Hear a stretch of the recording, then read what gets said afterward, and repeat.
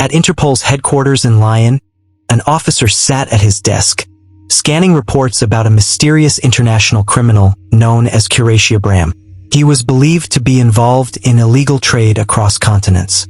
Suddenly, a message from the CIA popped up on his computer.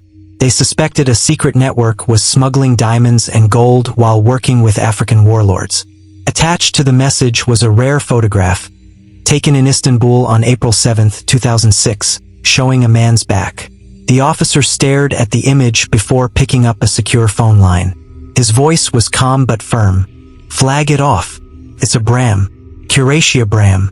Meanwhile, in Kerala, Chief Minister P.K. Ramdas, known as PKR, lay in a hospital bed, fighting for his life. The hospital belonged to the daughter of his biggest political rival, Madale Rajan. PKR did not survive. His sudden death sent shockwaves through the state. Acting CM Mahesh Verma saw an opportunity and immediately sent party workers to protest outside the hospital, turning the situation into political chaos. While the streets were filled with rioters, journalist Govardhan went live on Facebook. He exposed the truth about PKR, claiming that in his final years, the leader had been nothing more than a puppet controlled by a powerful financial syndicate. He also revealed a shocking fact: the ruling party, Indian Union Front, IUF, had more money than the entire state treasury. The person who replaced PKR wouldn't just lead Kerala but would control this enormous fortune. Govardhan named 4 possible successors: PKR's daughter Priya, his son Jathin, Priya's husband Bobby, and Verma himself. But there was one more name on the list, a man many feared and respected: Stephen Nedumpally. Stephen was a mystery. Nobody knew much about his past. He had appeared in PKR's inner circle 6 years ago and had risen to prominence with PKR's backing. Govardhan's deep research suggested Stephen was far more than just a politician. He had been involved in rebuilding war-torn Iraq and Afghanistan and had ties to gold smuggling operations in Dubai. Some people whispered his name in fear, calling him Lucifer. Why had PKR trusted him so much? Why had he even handed over his own political seat to Stephen? Far away in Mumbai, Bobby was plotting his own moves. In the public eye, he was just a businessman, but in reality, he was running a powerful drug empire. A month before his death, PKR had warned him to shut it down. Now that PKR was gone, Bobby saw an opportunity to expand his operations. He struck a deal with Fyodor, a ruthless Russian drug lord. Fyodor agreed to fund the IUF party with 250 Indian rupees crore every month. In return, Kerala would become a hub for drug trafficking. But Bobby needed a factory to manufacture the drugs. His associate Abdul suggested using an abandoned government-sealed timber factory in the Nedumpally range.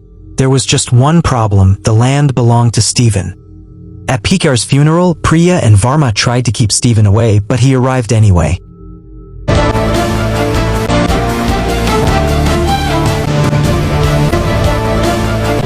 Jathin, who was supposed to perform the last rites, was missing, reportedly on a camping trip abroad. That night, Bobby returned home and handed a packet of high-quality drugs to his stepdaughter, Jahanvi, without Priya's knowledge. Later, Bobby met with IUF leaders. His plan was simple: force early elections and make Jathin the new CM. But one man stood in his way: Stephen. Hoping to win him over, Bobby approached Stephen. But Stephen refused, making it clear he would not allow drug money to fund the party. Narcotics is a dirty business. Bobby was furious. Determined to destroy Stephen, Bobby ordered his men to spread false stories about him through NPTV, a news channel controlled by IUF. He even forced a woman named Aparna, who lived in a destitute home run by Stephen, to falsely accuse him of illegal activities on live television. The public turned against Stephen overnight. He was arrested and thrown into prison. But even in jail, Stephen was not powerless. He made one phone call and his most trusted ally, Zayed Masood, sprang into action. Meanwhile, Jathin returned to Kerala and delivered a powerful speech, gaining massive public support. At the same time, Stephen's men struck back. Zayed and his mercenaries sabotaged Fyodor's drug shipments, forcing Bobby into a corner. Desperate, Bobby agreed to release Stephen, but Varma had one last trick left. He ordered party goons to kill Stephen inside the prison. The attempt failed.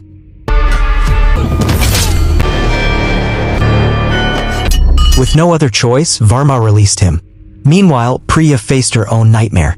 Jahanvi was rushed to the hospital after overdosing on LSD. But the real horror came when Jahanvi tearfully revealed the truth. Bobby had been drugging and preying on her for years. Priya confronted Bobby and he didn't even deny it. Instead, he laughed, admitting that he had killed her first husband, Jay Adevan, and even PKR. He threatened to kill her and Jahanvi too if they tried to stop him. With nowhere else to turn, Priya sought help from Stephen. Stephen's men moved quickly. They killed Mail Vahanam, the corrupt police commissioner, and took control of NPTV, shutting down Bobby's smear campaign. Priya and Jathin held a press conference exposing Bobby's crimes. When Bobby tried to fight back, he realized the truth. Jathin and Priya had joined forces with Stephen. Bobby tried to escape but was captured in Mumbai by Fyodor's men. Just as Fyodor prepared to execute him, Zayed and his mercenaries stormed the place. They killed Fyodor and his men, rescuing Bobby only to hand him over to Stephen. Back in Kerala, one final betrayal was revealed. Bobby's own enforcer, Murugan, had been working for Stephen all along. He eliminated Alashi, Bobby's last remaining spy. Govardhan was freed from the asylum and reunited with his family. Jathin was sworn in as the new chief minister of Kerala. But Stephen had one final move to make. In a remote location in Russia, he met with Zayed and his men. Phone rang. On the other end was Sangani, a notorious gold diamond smuggler. Stephen picked up the call. And at that moment, his true identity was revealed. He was not just Stephen Nedumpally.